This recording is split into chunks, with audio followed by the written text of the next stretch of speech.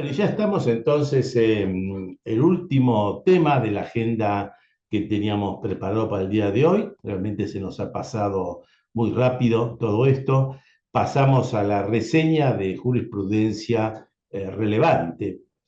Y con este caso que vamos a señalar en primer lugar, Caseros, de la Cámara Federal de la Sala 4, volvemos a referirnos al tema de la resolución 1658, modificada por la 2011. Esto es una norma vinculada a la compensación en cuanto a la imposibilidad de solicitar la compensación respecto de los responsables sustitutos. En esta causa, la Cámara dice que esa disposición constituye un indebido exceso reglamentario en base a lo que es la letra de la ley. Y en este sentido, avala o reitera la posición de la misma sala de hace 2 años en el caso Halimburto en Argentina, donde también había llegado a ese mismo criterio. De la sala 3 de la Cámara Federal, un interesante caso Weber-Enrique, donde la Cámara, revirtiendo la disposición del juez Acubo, dispuso la procedencia de la acción de habeas data al resultar inexacta la información de la AFIP de una persona que había sido presidente del directorio de una sociedad anónima y que había renunciado. Como consecuencia de esto, había quedado impactado con la clave fiscal que no pudo llegar a modificarla.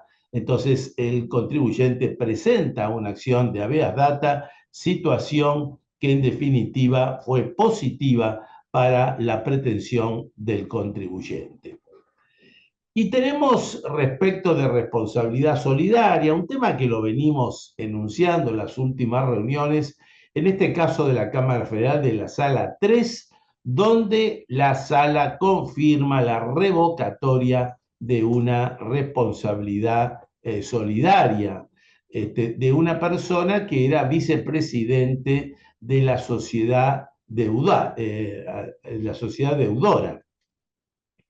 donde la Cámara dice que en realidad la sentencia que había revocado la disposición de la AFIP se ajustaba a derecho. ¿Por qué razón? Porque el organismo fiscal no había logrado rebatir el argumento empleado por el tribunal, dado que no había acreditado que había ejercido el cargo, y por esta razón entonces no podría imputarse la responsabilidad solidaria.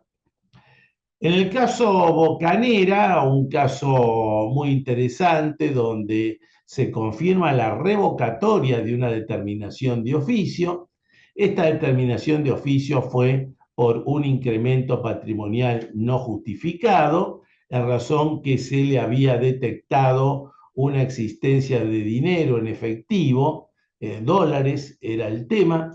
El contribuyente presenta la rectificativa, disminuye el monto consumido y con esto termina regularizando, declarando correctamente los dólares.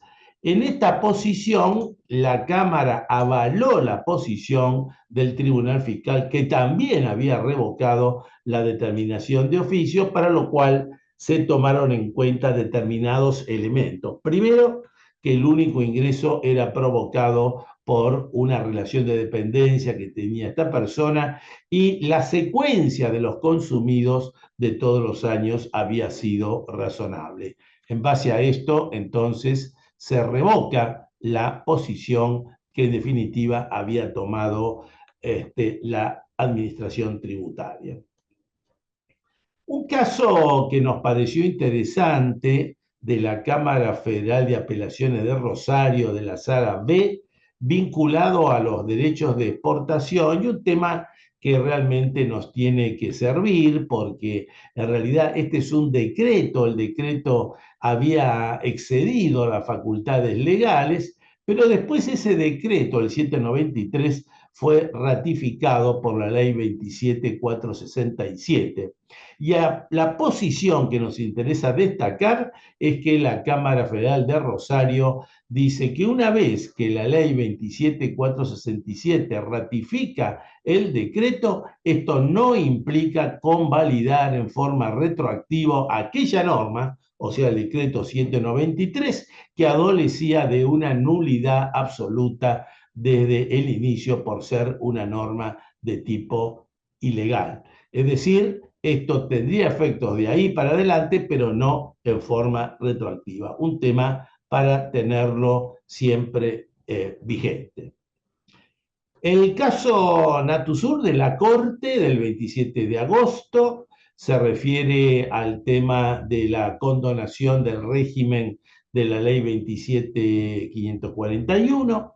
El contribuyente que había cancelado con anterioridad a vigencia sus obligaciones tributarias, y dice la Corte que en este caso no se aplican las normas reglamentarias vinculadas al desistimiento, asumir las costas, los gastos causídicos, el formulario 408 nuevo modelo. ¿Por qué razón? Porque el contribuyente había cancelado con anterioridad a la moratoria. Y todos esos requisitos se exigen exclusivamente para los contribuyentes que habían ingresado y que habían acogido a la moratoria, que obviamente no fue este tema.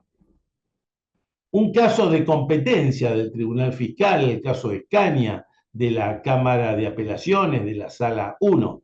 Aquí llega la Cámara a decir que el tribunal es competente respecto de un recurso de apelación que se había interpuesto contra la comunicación del fisco, que rechazaba la compensación efectuada para cancelar un anticipo de mínima presunta, porque tenía como causa la disminución del saldo a favor del contribuyente, y entonces ambos aspectos están indivisiblemente unidos y por lo tanto es lo que habría la competencia en este caso del Tribunal Fiscal de la Nación. También tenemos la confirmación de la determinación de oficio basado en la omisión de declarar ingresos grabados a través de interposición de terceros titulares de cuentas bancarias que en realidad eran utilizados por una sociedad de hecho.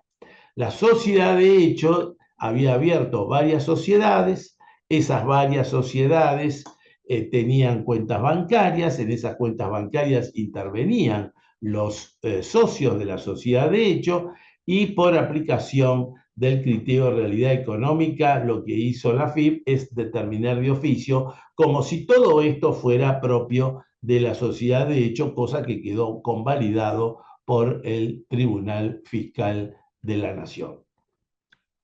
También interesante nos pareció esta resolución del Tribunal Fiscal L'Oreal Argentina, de la Sala A, donde hay una acción de amparo por mora en la tramitación de la acción de repetición.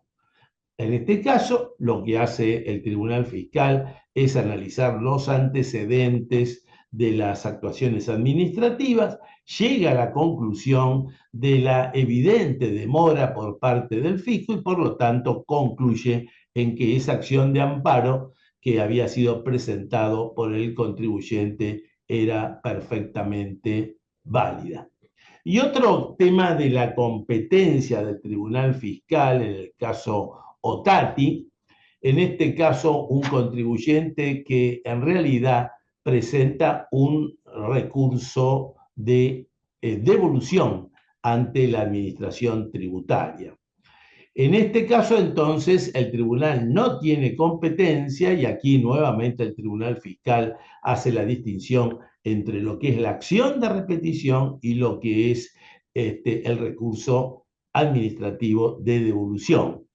De forma que si fuera una repetición por un pago sin causa, entonces ahí sí hay una competencia del Tribunal Fiscal. Pero en este caso no lo existe porque es un caso de devolución. En realidad era el contribuyente que había efectuado pagos relativos a 2 cuotas de un plan de facilidades de pago para lo cual había utilizado una cuenta propia de los actores y no el de la sucesión indivisa. En base a esta distinción, entonces, concluye que el Tribunal Fiscal no es competente para los casos de devolución.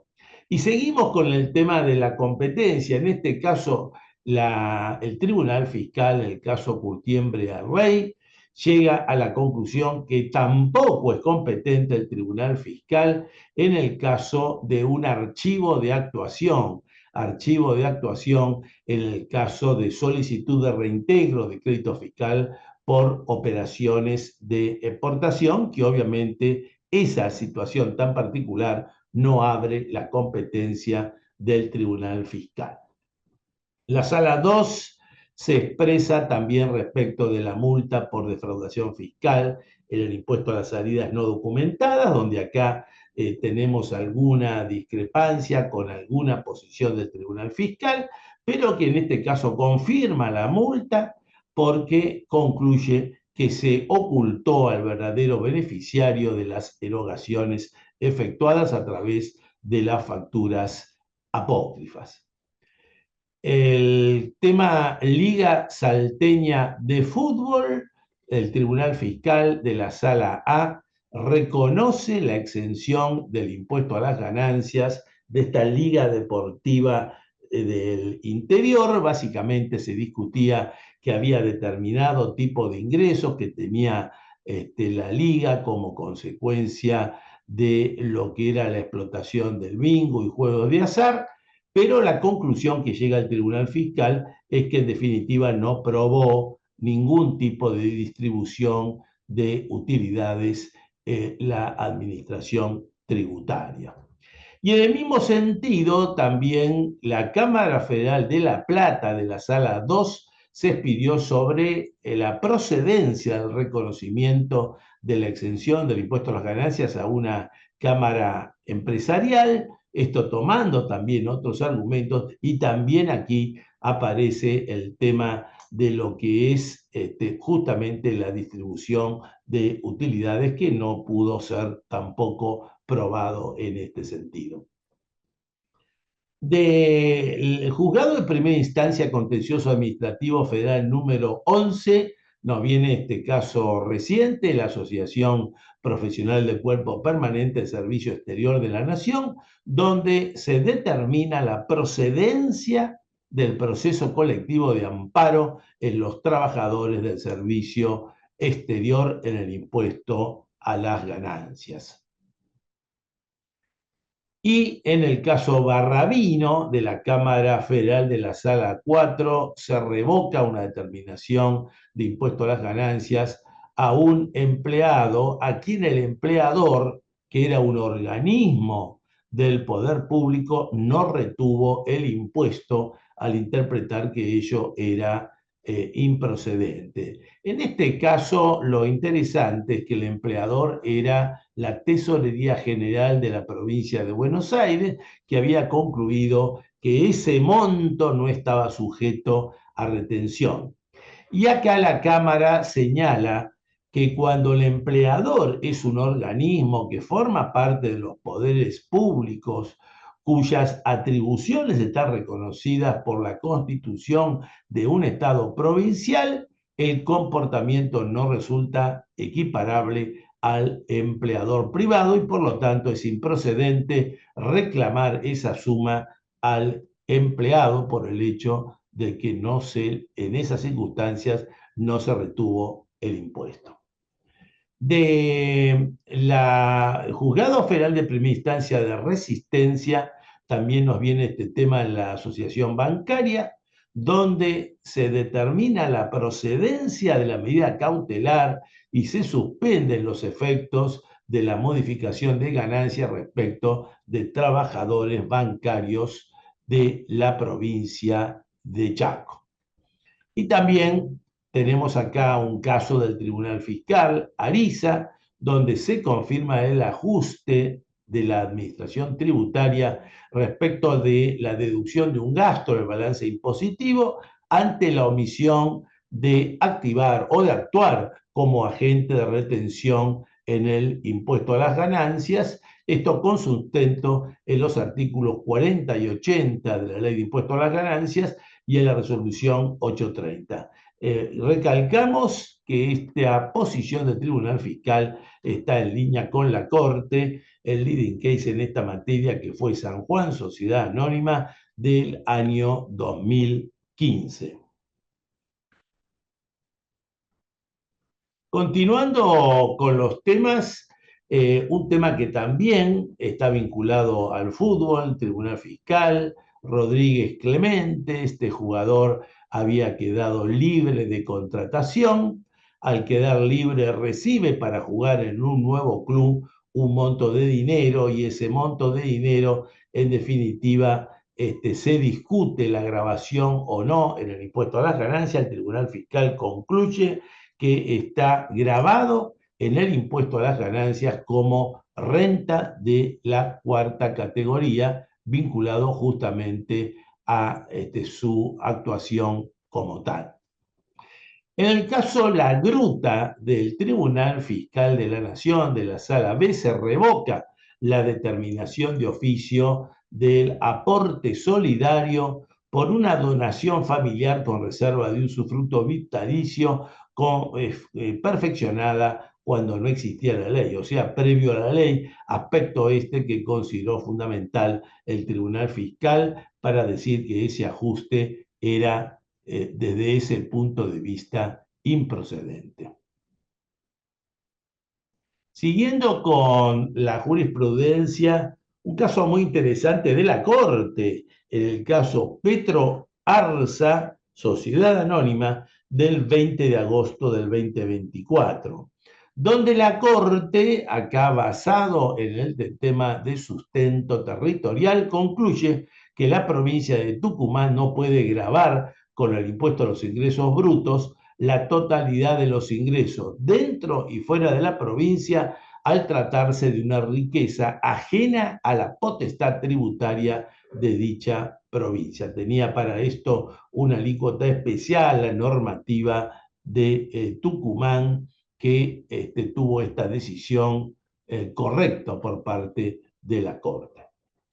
Y del Juzgado Contencioso Administrativo número 2 de Mar del Plata, también nos viene este caso Padeira SRL contra la Municipalidad de General Pueyrredón, donde llega a la conclusión de la inconstitucionalidad de la tasa por servicios urbanos de la Municipalidad de General Pueyrredón ante la orfandad probatoria en la individualización de los servicios y de su prestación directa, un punto que lo veníamos destacando en la última jurisprudencia y uno de los aspectos donde la Corte se ha inclinado en forma decidida. El test de constitucionalidad de las tasas requiere, en primer lugar, la efectiva prestación del servicio por parte del municipio y, en segundo lugar, la razonabilidad de su costo. En este caso, como consecuencia del primero, fue declarado inconstitucional la tasa de General Pueyrredón. Y un caso también muy interesante, relación laboral entre una empresa y los agentes inmobiliarios en una causa por delito de defraudación previsional, o sea, acá ya es ley penal tributaria, la empresa que había adquirido los derechos para utilizar la marca RIMAX, la conocida marca inmobiliaria, la administración tributaria cuestionando la relación laboral y la posición de la Cámara Nacional en lo penal económico, la sala B, en sentido contrario, o sea, en el sentido de la inexistencia de la relación laboral entre la empresa y los agentes inmobiliarios. Cabe recordar que esta posición también ha sido sustentada por la Cámara Federal de Seguridad Social. Tenemos otro caso del Juzgado Federal de Campana, Municipalidad de Pilar, donde se hace lugar a la medida cautelar suspendiéndose los efectos de la resolución 267 del 2024 de la Secretaría de Comercio e Industria de la Nación, por medio del cual no se podía incluir las tasas municipales en la factura de servicios públicos. Como sabemos, este fue el primer caso, pero después aparecieron una serie de casos de otros partidos de la provincia de Buenos Aires en forma similar. También tenemos en Clínica Geriátrica Guayaquil, de la Cámara de Apelaciones Penal Económico de la Sala B, tenemos un caso donde se revoca el procesamiento que se había dictado por el delito de apropiación indebida previsional, y nuevamente en este caso el argumento es el que ya vimos en algún caso anterior, por la falta de acreditación de los aportes. Es decir, este delito requiere el aspecto objetivo en primer lugar, y el aspecto objetivo es la prueba inequívoca de que se habían realizado las retenciones de los aportes, cosa que por los aspectos probatorios en este caso no se dio. En este caso que nos viene de la Cámara Federal de Apelaciones de Resistencia, un acto de procesamiento por el delito de alteración dolosa de registros, donde se habían manipulado justamente los datos del contribuyente para a partir de ahí poder emitir facturas apócrifas. Otro tema interesante que nos viene de la Cámara Federal de Mar del Plata y está vinculado a los escribanos. Los escribanos no cumplen funciones públicas y por lo tanto no se les aplica la suspensión del plazo de prescripción prevista para el ejercicio de la función pública. Una cosa es dar fe pública y otra cosa es cumplir una función pública en los términos del artículo 77 del Código Penal. Hace unos años, la Cámara Federal de Casación Penal, la Sala 1, en el año 2020, en el caso de Carol y Fernando, ha llegado exactamente a la misma posición. Y en el caso Clean Buenos Aires, también de la Sala B, se confirma la revocatoria, igual que el caso anterior, del procesamiento por el delito de apropiación indebida provisional, porque tampoco en este caso se pudo probar la efectiva retención de los aportes. El caso Loma Negra, de la Corte Suprema del 27 de agosto, donde la Corte termina una vieja discusión, en este caso Loma Negra, disponiendo la deducción del balance impositivo de las erogaciones que había realizado la empresa, un sindicato, ante la existencia de un bloqueo de las plantas de cemento. Acá la administración tributaria había hecho un planteo en sentido distinto, diciendo que esto era en realidad una liberalidad y no un gasto necesario, un gasto deducible. Y la Corte aquí toma la posición de la Procuración General de la Nación, que en definitiva había concluido que los pagos realizados por Loma Negra fueron un gasto necesario para obtener, mantener y conservar sus ganancias grabadas. Un caso realmente muy importante en este sentido, que había tenido distintas interpretaciones en las instancias anteriores. En el caso Club Atlético Huracán, Asociación Civil, la Cámara Federal, la Sala 3, define que un club que tenga una actividad de club de fútbol, que sea constituido como asociación civil, se encuentra exenta del impuesto valor agregado. Aquí se revoca la decisión del Tribunal Fiscal de la Nación y también se mencionan otros antecedentes de la Corte en tal sentido.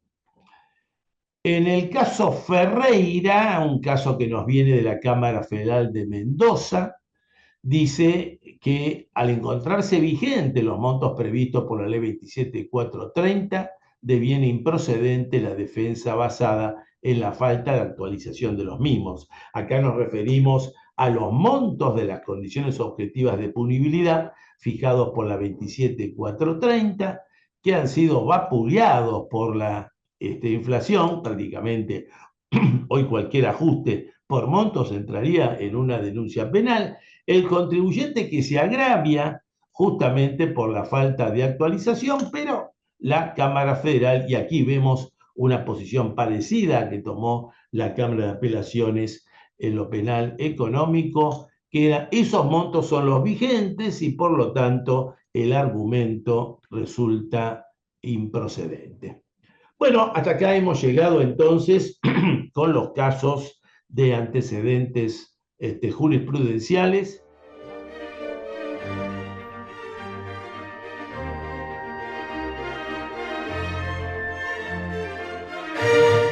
Bueno, nos quedan preguntas sobre el tema de blanqueo, que son realmente muchas, y quería comenzar por una que se refiere al tema que hemos abordado en la charla de hoy, a aquellas empresas, aquellas personas jurídicas que recibieron el salario complementario del programa ATP, cómo juega la exclusión del artículo 41G que establece la ley.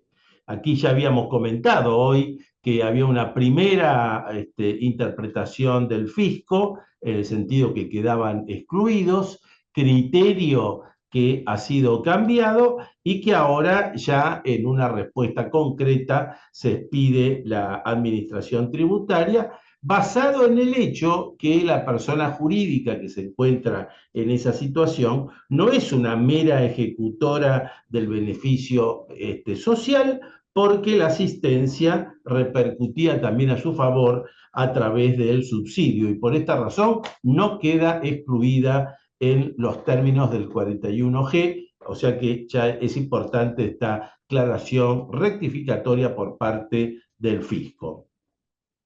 Hay una pregunta que nos hace de un contribuyente que hace un depósito en la cuenta Cera. Después de hacer el depósito se da cuenta que en realidad está excluido porque es familiar de un funcionario, no presentó la declaración jurada, pregunta qué es lo que tiene que hacer. Bueno, aquí tenemos que distinguir en que sí ha realizado la adhesión formal o no al régimen, porque si la adhesión formal al régimen no la hizo, el contribuyente retira los fondos y queda automáticamente excluido. Y si la hizo, tiene que anular esa adhesión.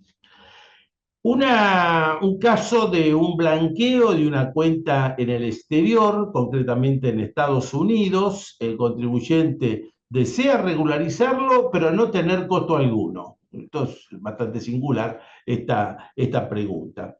Bueno, acá sabemos que hay dos mecánicas para esta situación.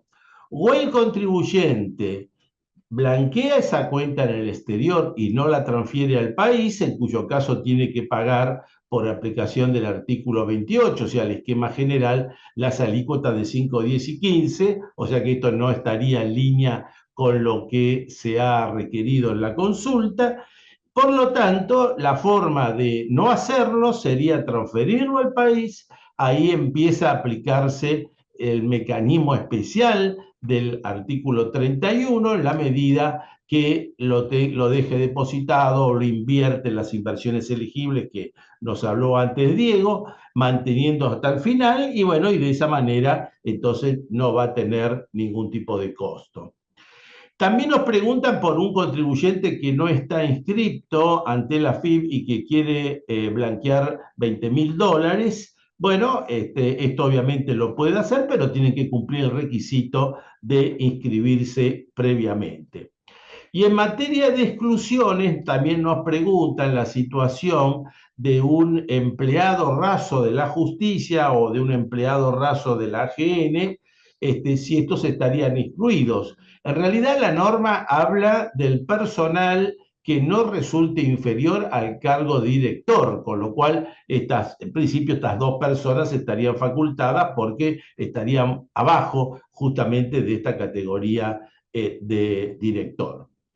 También nos preguntan si el blanqueo realizado por un contribuyente se puede oponer a una inspección porque hay una discusión sobre la diferencia en los bienes de cambio.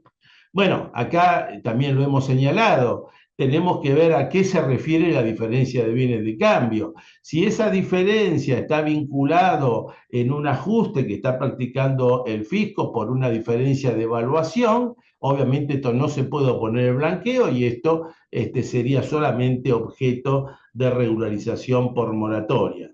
Si lo que estamos hablando es una diferencia en el stock, en unidades que no habían sido declaradas, acá sí, esto es objeto de regularización y esto entonces podría ser oponible.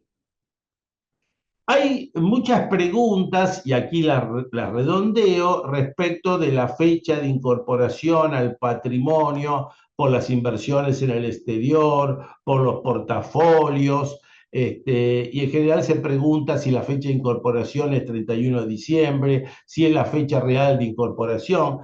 Bueno, en realidad ninguna de estas. La fecha de incorporación al patrimonio es la del 1 de enero del 2024, y esa está la razón por la cual explicamos que este tipo de inversiones no forman parte de la base imponible de bienes personales por el año 2023.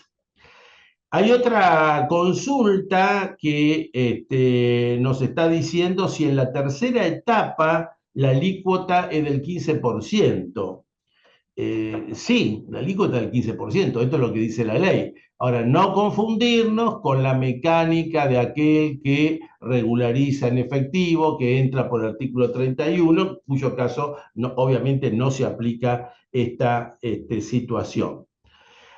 Un caso muy particular que nos presentan de un contribuyente que tiene en el mismo banco y el mismo resumen en el exterior la cuenta saving y checking, y dice que no puede cargarse las dos cosas conjuntamente en el banco. Bueno, acá lo que se exige es entonces que ese extracto debe ser presentado, y obviamente este contribuyente tendrá que sumar ambos conceptos para poder regularizar el total. Varias preguntas sobre traducción de documentos del exterior, apostillado, problemas de plazos, etc.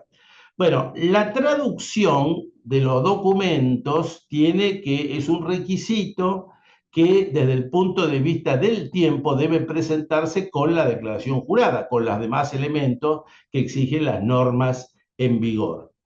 En lo que hace el apostillado, esto no se exige con la declaración jurada, sino que está previsto que el requisito del apostillado, en definitiva, lo tenga el contribuyente, lo tenga a disposición del fisco en el momento que el fisco lo requiere. Un caso de un contribuyente que va a regularizar un inmueble, tiene boleto de compra-venta con posesión, pero no tiene fecha cierta. Bueno, le estaría faltando un requisito. Desde nuestro punto de vista, este tema puede ser solucionado por otro medio de prueba que el contribuyente pueda llegar, en definitiva, a aportar.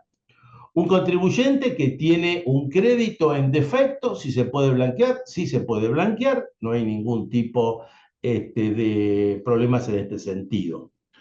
Un contribuyente que tiene un monto consumido insuficiente, que va a blanquear $32.000 y con esto puede justificar ese monto consumido insuficiente. Bueno, efectivamente, esto lo habíamos comentado con el bloqueo fiscal. El bloqueo fiscal implica en este sentido que si el contribuyente regulariza, como es en este caso, a eso le suma lo que ha declarado en las declaraciones juradas en ejercicios hasta el 31 de diciembre del 2023, entonces con esto aplica el bloqueo, y el bloqueo, también dispuesto por la reglamentación, estaría justificando ese consumo insuficiente. Y después hay varias preguntas que las voy a tratar de resumir, más que todo en forma de esquema, varias preguntas de situaciones que arrancan de contribuyentes que tienen cuentas en el exterior Y aparecen aquí distintas situaciones que se dan en la práctica, cómo juegan estas distintas situaciones. Cuenta bancaria en el exterior. Primera situación, el contribuyente que tiene una cuenta bancaria en el exterior hace la transferencia al país a la cuenta cera, entonces como hemos dicho ya varias veces, se aplica el régimen especial del artículo 31 y ahí viene la decisión del contribuyente que invierte, no invierte, etcétera. Segunda situación, el contribuyente tiene la cuenta en el exterior, la blanquea, pero decide no transferirla al país. En este caso, se aplica el régimen general del artículo 28 y por lo tanto debe pagar la alícuota del 5, 10, 15 según la etapa que regulariza. Tercera situación, el contribuyente tiene la cuenta en el exterior y de ese monto total hace un retiro, una transferencia parcial al país a la cuenta cera. Por ejemplo, tiene $500.000 en la cuenta del exterior y 100.000 transfiere a la cuenta cera del país. Con lo cual, esos 100.000 estaría jugando por el artículo 31 y el contribuyente va a terminar blanqueando 400.000 por la cuenta en el exterior en base al artículo 28.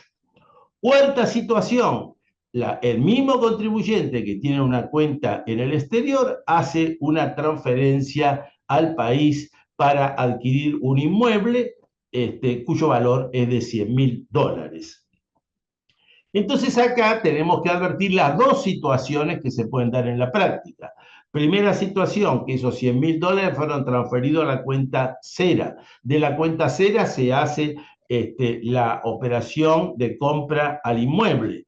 En ese caso, entonces, estaría jugando el artículo 28 y el contribuyente estaría blanqueando $400.000. Los 500.000 que es la cuenta menos los 100 que fueron a la cuenta cera destinado a la compra del inmueble, ese saldo de 400.000 entonces lo tiene que blanquear el contribuyente. Si esto no fue así, o sea, no fue a la cuenta cera, el contribuyente tiene que estar blanqueando $500.000 y nada puede reducir. Y la última alternativa de un contribuyente que tiene una cuenta en el exterior por $500.000 es que haga una transferencia al país, pero esa transferencia sea para consumo. En cuyo caso, si esto es así, debe blanquear el total de la cuenta en el exterior. Estas serían entonces distintas alternativas que se nos pueden dar en la práctica y me pareció que era más conveniente contestar de esta forma porque hay muchas preguntas en términos de las cuentas en el exterior y las distintas variables que en definitiva se pueden aplicar. Muy bien, hemos llegado al fin de la reunión de hoy.